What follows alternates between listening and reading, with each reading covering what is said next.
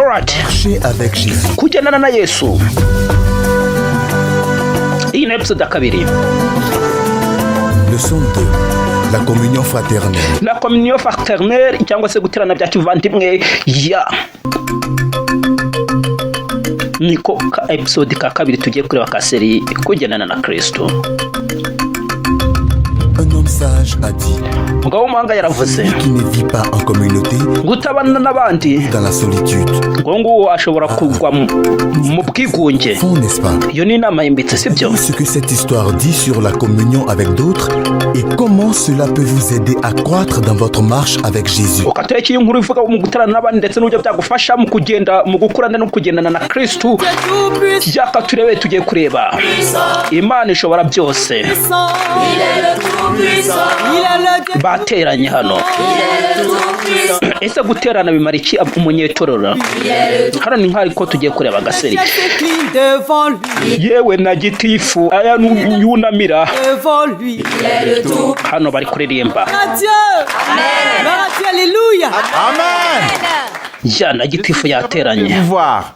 Nishimye kubabona. Mwibuke. Les rencontres communautaires sont très importantes. Guterana ni iby'ingenzi. Lui-même recommande que ses enfants se rencontrent souvent dans les réunions pour s'encourager, se corriger et s'édifier. Kuko Imana yo ubwayo ivuga ngo abana bayo bagomba guterana bakaganira bagahugurana bakagira iki. Nous devons Gutyo ubu turi umuryango w'Imana, les autres tugomba gufashanya tugasengana, ensemble la parole de Dieu. tukigana hamwe ijambo ry'Imana, icyubahiro ni cy'Imana. Amen, amen. Que nous partagions l'histoire des Zachée. Ndagira ngo dusangire inkuru De taille qui est ya Zakayo, un arbre. mugabo mugufi Jésus qui traversait son village. wuriye mu giti kugira ngo abone Yesu wanyuraga mu rusisiro rwabo. Il n'est Yashaka kubona Yesu. Jésus le vrai. Ntabwo yari azi ko Yesu yamubona, ariko yaribeshyaga kuko Yesu yari Il amuzi. savait déjà qui il était. Yari asanzwe azi uwo ari we Cerné. ndetse n'ibimurebana nabyo we byose. En Ukuntu yagiriye nabi abantu, Jean, uburyo yibye abantu, ce qui n'était pas à lui, afata ibitari ibye. Zachée se sentirait abattu. Ya abakubita agira ute, Et ariko Yesu arahagarara. la foule était scandalisée à cause de cette rencontre. Abantu batangajwe n'ibyo bintu. Et s'est invité à dîner chez lui. Ya yaraje aramutumira bajya gusangira iwe cyane nimugoroba. Ese yavuze Zakayo uri mu biki? Curuka ndarari wawe iri joro. Je donne la moitié de mes biens. Umva, ndatanga ibya kabiri by'ibyo ntunze ku bakene. Et quelqu'un, Niba hari umuntu nibye 4 fois plus. ndasezeranya ndabimukubira kane. Abantu barumiwe Zakayo. Ni Zakayo. Je n'y crois pas, je rêve. Mana sinabyizera Tu rembourses. ndikurota. Zakayo hano ariho arishyura. Voyez-vous, Urasubiza ibyo yibye. comme Zachée Umugabo Zakayo a la bonne communion avec Dieu, kugira ngo aterane neza n'Imana, asabane n'Imana, we yasezeranye gusubiza priateur, ibyo le yibye. signe de la vraie communion, Ikimenyetso cyiza rwose cyo gusabana relation avec les hommes et Dieu. no kujyana umubano mwiza n'Imana n'abantu. Bibiri iravuga Chapitre 13, Abaroma 13:8, rien à personne, si ce n'est ntagira umuntu mujyamo umwenda uwo ari we wese ngo kense gukundana. si la volonté de Dieu Ubwo ni ubushake bw'Imana. de nous efforcer d'être en paix avec tout homme. Ja tuba tugomba kuba amahoro hamwe n'abandi bantu. Nous soyons réconciliés avec tout homme. Imana bigira ngo twiyunge n'umuntu uwo ari we wese, ni ukuvuga ngo mufitanye amakimbirane mwese mukiyunga. Daouda, Wowe ndajya we nakire Dawuda Jésus hier, ejo yahaye ubuzima bwe Yesu. quelque chose à dire. Hari icyo afite cyo kuvuga. Dawuda ngwino utubwire. Ndagira ngo mujye mwitegereza gitifu bavuze Dawuda. Je remercie le maître Ndashimira umwigisha de Jésus. kuba yanganije bya Yesu. Je veux Dore gitifu. remercier Jésus-Christ Ndagira nshimira na de Yesu m'avoir sauvé, kuba yarantijije de m'avoir permis d'être ici avec vous. no kuba yanyemereye kuba ahangaha hamwe namwe. Mignon, car tout le monde a l'air heureux. Nkunda guterana ahangaha kuko hano buri mwese asa nkaho yishimye. Hano hari urukundo ahantu hose, Jeune. banumva nkunze. Igihe nateranye n'abasore, Et on se bat toujours. ibyacu ni ugutongana no kurwana buri munsi. Jésus. Ndashimira Yesu. Merci maître. Urakoze mwigisha. Merci à tous. Namwe ndabashimiye mwese. Ya Dawuda kumbe gitifu. te parler à la fin de la réunion. Dawuda nidusoza ndagira ngo Non, avant de clore tuganire. une prière, Mbere yuko dusoza n'isengesho ubu on se rappelle ndagira ngo twibuke c'est principal de notre communion. umurongo w'ingenzi wo guterana kwacu kwa kivandimwe Abaroma 12 umurongo Ensemble, wa 18. verset de mémoire. Ya ngo tuvugane hamwe niba bishoboka Que cela dépend de vous, murwanye uruhande soyez en paix avec tous les hommes. mubane amahoro n'abantu bose. Dieu, nous te prions pour un bon retour dans nos maisons. ubu turagushimira data kubwo tujya gusubira mu rugo. Au nom de Jésus. ibyo turabigusabye mu izina rya Yesu ngo basubire mu rugo amahoro bamaze gusoza guterana. Gitifu nakubwiye maze kumva Dawuda yavuze ngo aragira ngo baganire n'ibiki. Ton père est-il à la maison? Dawuda asari mu rugo, Dis-lui que j'aimerais le voir. mubwire ko nifuza kumubona. Je ne pense pas que ce soit une bonne idée, chef. Gitifu sintekereza cyari igitekerezo cyiza. Voir. Papa ntabwo yashaka kukubona pe. Bimeze bite? Voir, dis-lui seulement ça. Ubundi ndashaka kumubona ubimubwirira ibyo. Je ne pense pas que c'est le lieu indiqué pour en parler. Qu'y a-t-il, Daouda? Dawuda ni iki? Tu as l'air inquiet. Urasa n'uhangayitse. Je parlais simplement de son père. Kwivugira kuri se. Daouda, Dawuda, y a-t-il un conflit entre le chef et ton père? ese hari amakimbirane hagati ya Gitifu na so? Eh bien.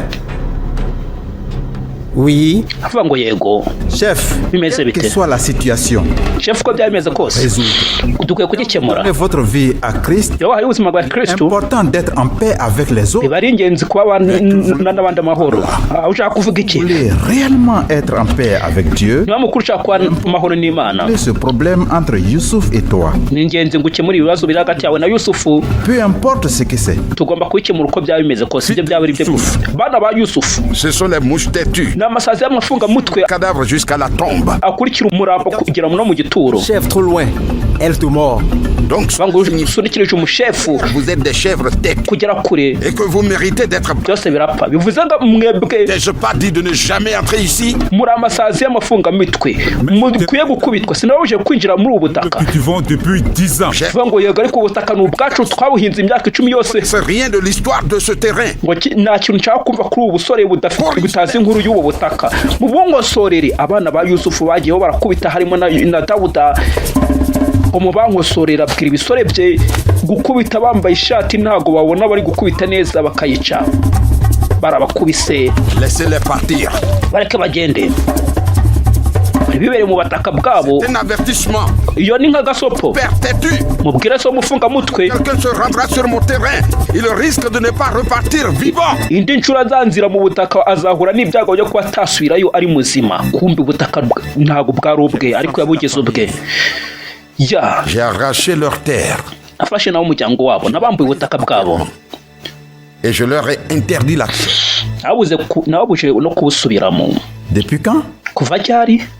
Gitifu Il y a 2 ans et demi, myaka 2 n'igice. cultivé et récolté du maïs sur cette terre chaque année. Ubutaka ndabuhinga nkabusarura buri mwaka. Pour faire la paix avec les hommes et Dieu, Kujyana amahoro n'Imana n'abantu important de restituer ce qui a été pris aux autres ni iby'ingenzi. ou par force. Gusubiza ibyo wambuye abantu ku mbaraga cyangwa gutyo. Youssouf, Vous avez dit l'avoir pris de force. Uragira ngo Yusufu musubize ubutaka nyine wabwambuje imbaraga. Umuryango we ntabwo Vous byishimiye. n'êtes pas non plus en paix. Umuryango wawe sori nawe ndatekereza utari amahoro ku bw'ibyo n'ibyo ngo ariko shefu Vous rendez-vous compte que ce seul acte pourrait empêcher Gitifu uratekereza ko venir à Jésus-Christ, nutekereza ko icyo gikorwa cyabuza Yusufu kuza muri Kristo ugomba gusubiza cette terre, utaka son busubize vrai propriétaire. nyirabwo. faire là-bas être très très difficile. Ibyo ko birangorara Mais vous avez dit à Daouda ariko wabwiye et Dawuda à son père que vous vouliez le voir. ngabwire se ko ushaka kumubona. Mais Yego nibyo. vous le voir. None washakira kumubona iki? Vous savez, je voudrais juste lui dire que nous pourrions encore être des amis. Ndagira ngo Changer. mubwire ko twaba inshuti ko nahindutse Vous ubu. ne pouvez faire la paix avec lui. Shefu ntimwabakorana ntimwaba amahoro J'ai ce mal. utarakosora ibibi wakoze. Cette terre, Umusubiza ubutaka bwe. Maître, Yaratangiye kuba nka Sawuli. être Imyihanire ye très difficile. biraza kungora. Tekereza ko waba inshuti rwose bakaba amahoro kuko yaje muri Kristo ariko akaguma ari mu by'abandi. c'était très difficile pour lui de revenir sur les torts qu'il avait commis. Mais Gitifu bika inkuru ya Zakayo nawe byari bimugoye.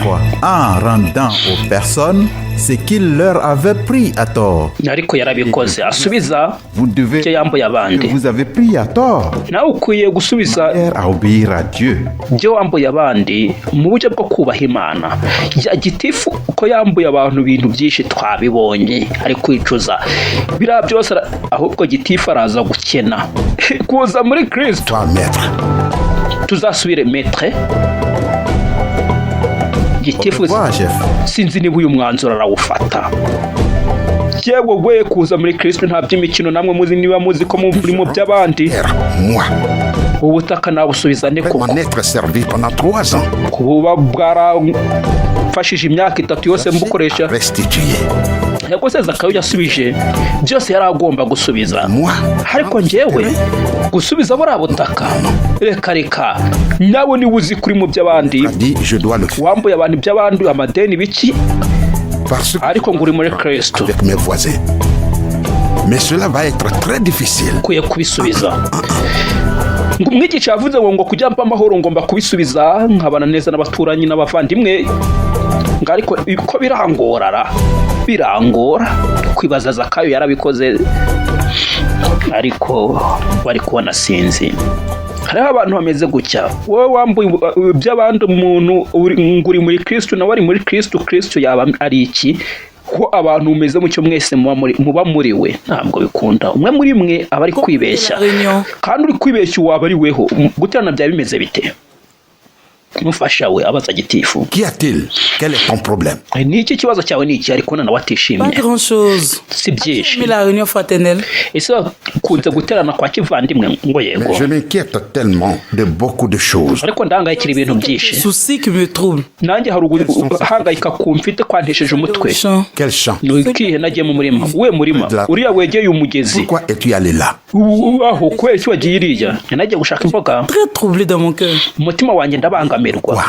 Kubera iki? Je ne pouvais ramener les légumes. Ntabwo nabashije kuzana imboga. Kubera iki Je nyine? me suis souvenu comment cette terre a été prise au père de Daouda. Nahise nibuka uburyo buriya butaka twabwambuye papa wa Dawudi. Ils sont de cette terre, eux meurent de faim.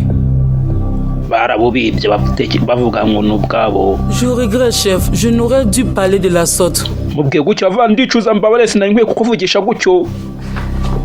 Ndasubiza y'ibyo kurya. Grâce. Grace kuma umufasha wa Gitifu ni Grace. Gitifu afite abagore babiri. Que suggères-tu exactement? Ese wagiye ihe nama? Au fait, j'exprimais comment je me suis senti quand je suis allé au champ aujourd'hui. Yumvisha abangamiwe. Agiye mu murima. Yibuka ko ari mu byabo kandi nawe yahaye ubuzima bwe Kristo. Nourriture. Nakubwiye ngo maze kugera muri Kristo akurikiraho Oui, maintenant. gukizwa. Noneho unzanira ibyo kurya ubu ngo ubu yarazi ko atararya. Meze biteye.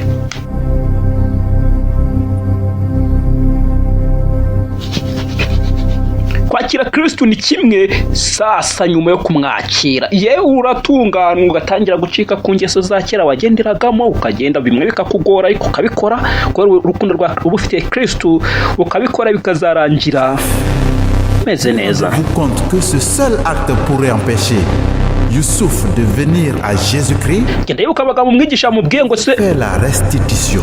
Gitifu wamenya ko icyo gikorwa wakoreye Yusufu gishobora kumubuza kuza muri Kristo, ngo pe usubiza ubwo butaka, kandi umuntu wageze muri Kristo aba yumva bose baza muri Kristo. None atekereza kugira ngo habure umuntu ikuza, umuntu yange kuza muri Kristo kubera weho, hanyuma ukiyita ngo uri muri Kristo. Kubera ibyo wamugiriye ubwo waba uri muri Kristo. Très bien, je le ferai. Magambo yamuhozemo ijoro ryose, niba ari inzozi, niba ari ukugira kudasinzira sinzira, avuga ngo ndabikora, birangira yemeye yuko ari bwaze kubikora.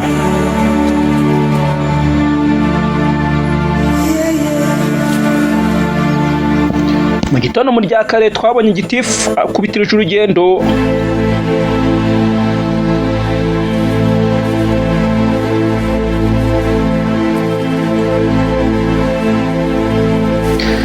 Yazindukiye ahantu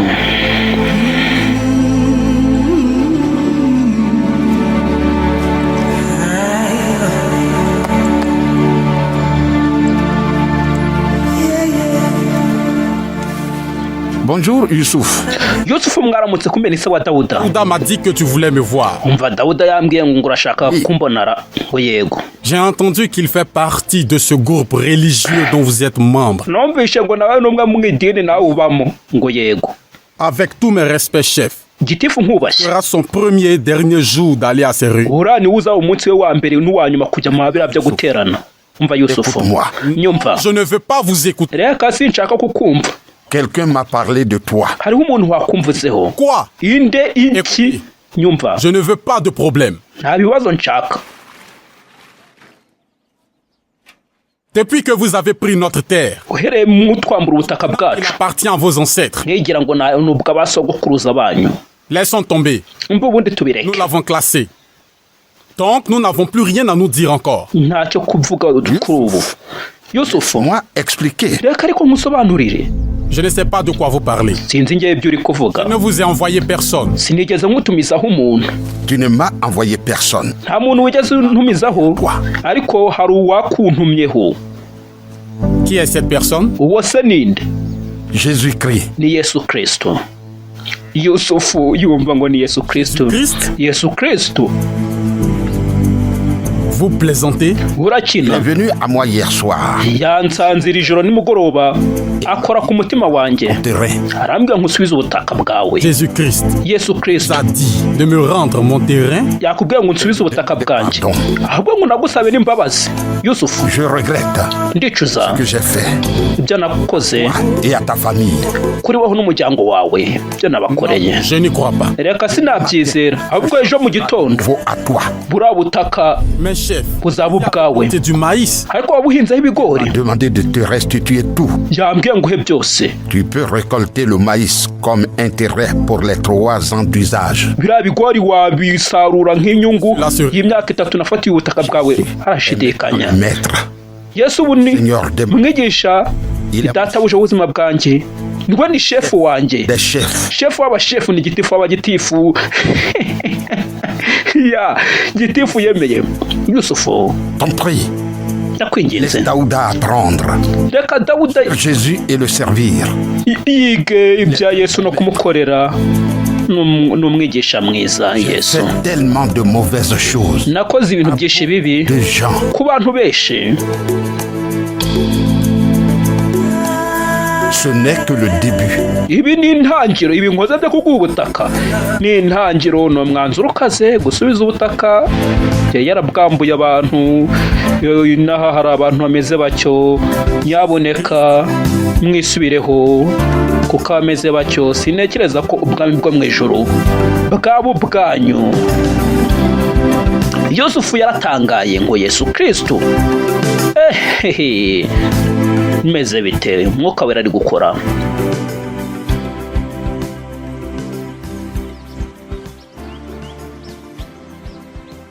Bonjour, chef. Mwaramutse shefu. Appelé. Mwampamagaje. Bienvenue. Prenez place. Nibyo murakaza neza mufate ibyicaro mwakoze.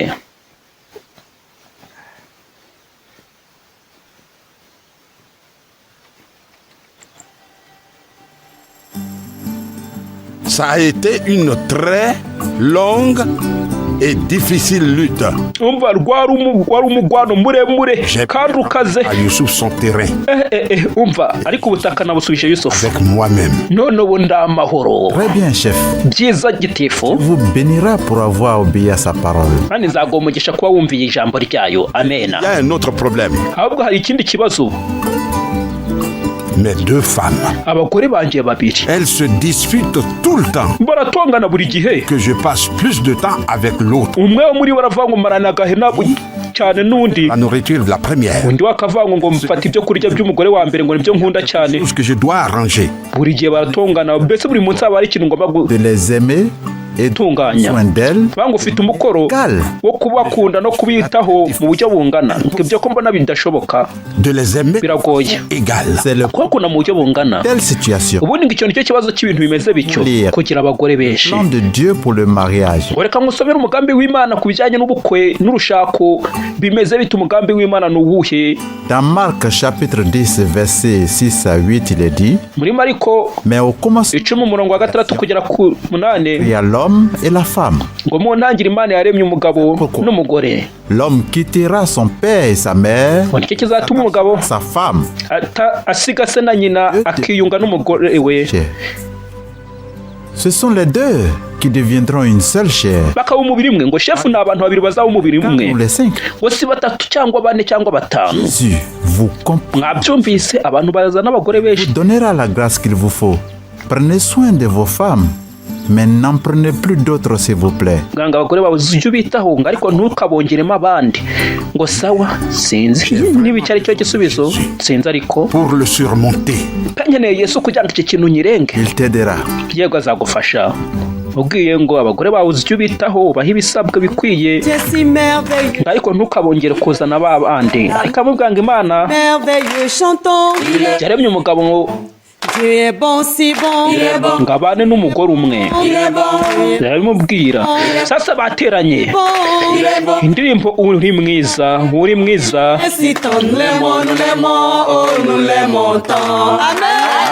amen amen. bateranye. Qui sont ceux qui aimeraient partager ce que Jésus a fait dans leur vie? ninde wakwifuza Premier. kudusangiza ibyo Kristo yakoze mu buzima bwe? ninde wa mbere? ye baramanika. Mariamu niwe watoranijwe. J'aime venir ici. nkunda kuza aha. Je suis très souvent triste et seule parce que j'attends encore d'avoir un enfant. buri gihe nabaga ndi umujinya ndi jyenyine kubera nabaga niteze umwana. Sans plus m'aimer imyaka 6 nshinyanywe n'umugabo wanjye ntagaciye nkunda. de la maison. ngo abandi bagore b'umugabo wanjye bamusunikiza kunyirukana mu rugo. Il a travaillé sans personne à qui parler à la maison. Un jour, je suis allée chercher de l'eau au ruisseau bari wenyine. et je m'y suis assise découragée et frustrée. gutyo umunsi umwe nagiye kuvoma amazi nari nicaye nacitse intege n'umujinya. yakumbuye uyu mugore Mariamu nawe umugabo afite abagore benshi. ibintu bahara mu baturanyi bimeze bitera ibintu bya poligame. gitifu abagore babiri. uyu nawe ngo ni abagore barenze babiri we. abakeba sinzi ibi bintu. Elle me parlait cet après-midi et 3 jours après, elles sont venues chez moi et ont partagé l'évangile avec moi. baraje bansangira ubutumwa bwiza. nahaye Yesu ubuzima bwanjye. Mes 2 amies spéciales, ndashimira inshuti zanjye ebyiri z'umwihariko ya Esther et Cathy. ni Esther na Kathy na Esther. Je suis maintenant si heureuse. byose byahindutse. ubu ndishimye biratangaje. ubu mfite inshuti. À qui parler mfite abantu naganiza. dans l'âme. ubu nifitiye amahoro Sensation merveilleuse. muri njye. Je vais apprendre. ni ukwiyumva kwiza pe. J'aime venir à cette communauté. ndashaka kwiga byinshi kuri Yesu. nkunda kuza guterana ahangaha. murakoze. sasa yirwaga yigunze agira ati kumbe Yusufu aramudirisha nawe yaje bamaze kumusubiza ubutaka ariko gutangira gukurwa bizarangira nawe ateranye. bamubwira yanga kuza. Yesu yabwiye intumwa ze kugomana. Ils priaient, chantaient, bakaririmba bagasenga l'évangile ensemble. bagasangira ubutumwa bwiza. Pareillement, c'est bon pour nous de nous rassembler. nuko natwe ni byiza ko duterana La parole, gusenga tukiga ijambo ry'Imana. témoignage de ce que Dieu fait dans nos vies.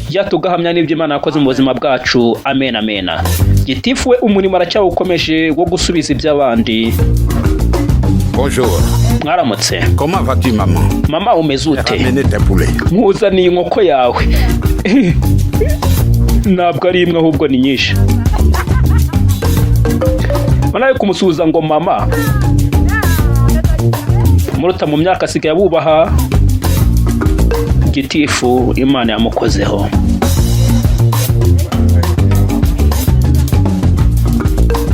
Je suis très désolé pour ce que j'ai fait. mbabare ibyo nagukoreye pe cyagiye abamenera ibigori. nkuzaniye ibigori. Amen. Mungu akubarikie na kubwira na mu baturanyi abundi avuga amena. bazanye agafuka k'ibigori. icyo gihe yabameneye ibigori ababwira kuramvesa na kase.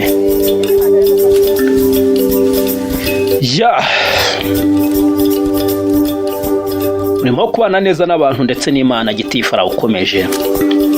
yaje ahangaha. uyu ni wa wundi yambuye inka. Je t'ai ramené ta vache. nkuzaniye inka yawe kabisa.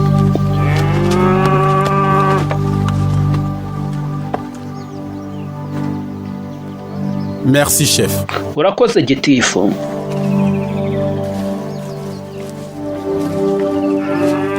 uyu yaratangaye amarira. shimira iby'Imana. Merci Jésus. Ngo urakoze Yesu, shimira iby'Imana imukoreye. Gitifu haratunganwa.